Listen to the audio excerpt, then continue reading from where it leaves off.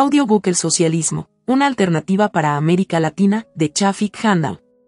Entrevistado por Marta Harnecker. ¿Y la afirmación de Lenin implicaría una reformulación de esta tesis de Marx? La advertencia de Marx sobre no saltar etapas no implica, ni mucho menos, la conclusión de que las revoluciones solo son posibles, necesarias y convenientes en los países desarrollados.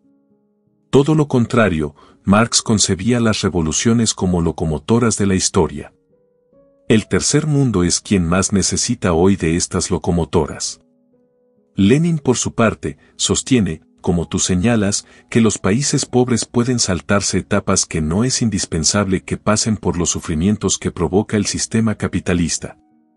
Los países del tercer mundo, por estar insertos dentro del sistema capitalista mundial, tienen un desarrollo capitalista muy desigual, es decir, poseen áreas que son perfectamente susceptibles de ser colectivizadas, otras que, por el contrario, por el atraso en el desarrollo de las fuerzas productivas, o por el carácter mismo de su actividad, difícilmente pueden ser gestionadas eficientemente en forma colectiva y finalmente, otras que, a pesar de poseer grados considerables de desarrollo, no conviene socializar para hacer viable y eficiente el consenso, en función de la estrategia elegida para el desarrollo y tránsito al socialismo.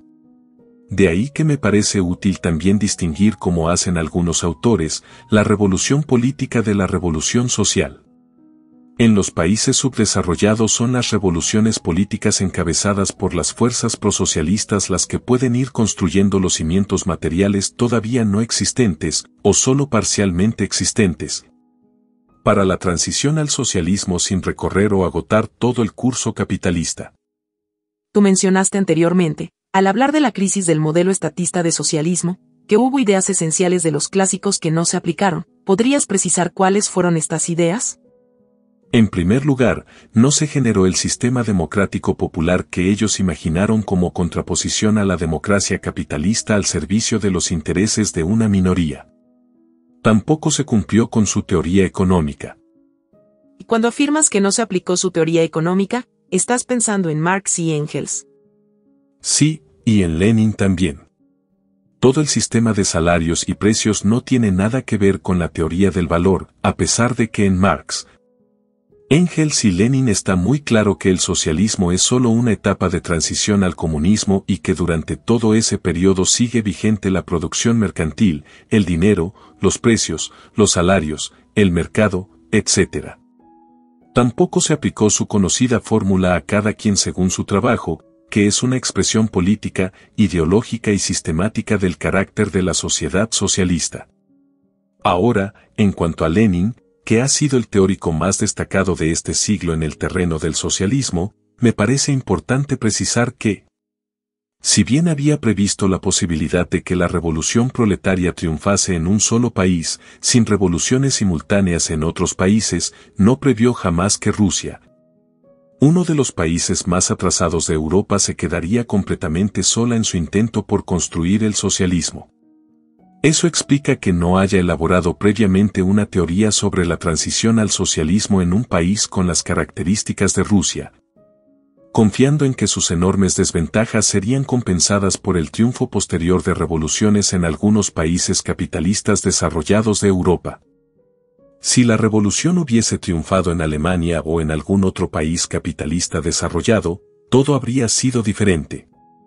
Rusia habría podido contar con esos países para el desarrollo más rápido de sus fuerzas productivas, de su economía, de su cultura. Pero sus esperanzas se vieron frustradas. A fines de 1920, la situación estaba definida.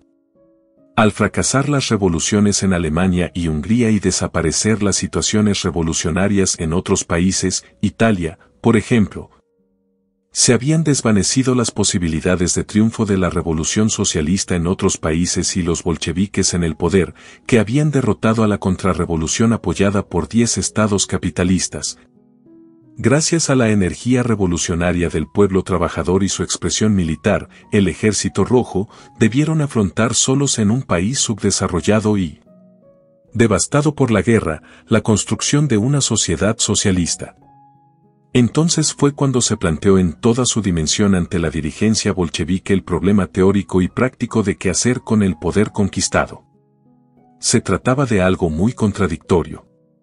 Por un lado, era aquella una revolución socialista no solo por la naturaleza de las fuerzas derrocadas, la burguesía y sus aliados, y de las que habían tomado el poder, la clase obrera y el campesinado, sino y sobre todo, por el proyecto socialista que levantaba el partido bolchevique, el partido que representaba a esas clases sociales. Por otro lado, aquel país atrasado, destruido por largos años de guerra y asediado por los países más desarrollados de Europa y Norteamérica, era la antítesis del escenario previsto para el socialismo por Marx y Engels. Lenin se abocó entonces a elaborar las apremiantes respuestas teóricas requeridas. Y si bien definió las orientaciones y políticas fundamentales para construir el socialismo en aquellas peculiares y adversas condiciones, no alcanzó a realizar un desarrollo acabado de su pensamiento.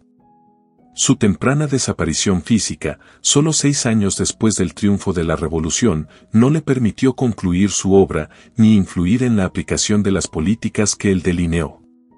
Estas fueron completamente desechadas después de su muerte.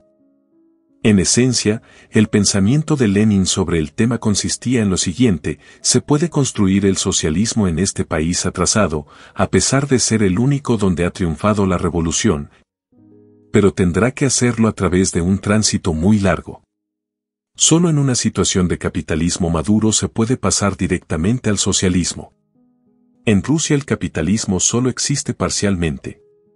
Bajo el poder obrero socialista, apoyándose en una real y voluntaria alianza con el campesinado, hay que acelerar el desarrollo del país para ir creando los cimientos materiales para la construcción del socialismo. Lenin concibió un largo periodo en el que continuarían existiendo formas de capitalismo y consideraba esto útil en el curso hacia el socialismo para incrementar la producción. Aprender de ese sistema las formas de organización del trabajo, la disciplina, etc. Hasta consideraba conveniente atraer inversiones de capital extranjero, con ciertas condiciones, para que ellas generaran desarrollo de las fuerzas productivas y beneficios sociales.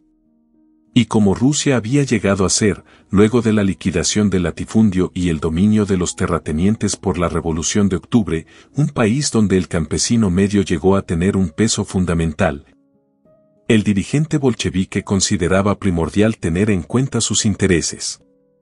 Y como a este pequeño propietario agrícola le interesaba producir, vender sus cosechas, obtener ganancias, sostenía que había que darle esas posibilidades. Ya que en un país aislado del resto del mundo solo se podía conservar el poder y su rumbo socialista en alianza con esta inmensa mayoría campesina. Y para darle esas posibilidades había que desarrollar la economía con base en la producción mercantil y las leyes del mercado con las limitaciones necesarias para asegurar el interés social. Porque eso ayudaría a consolidar y fortalecer económicamente el poder revolucionario y a desarrollar el país.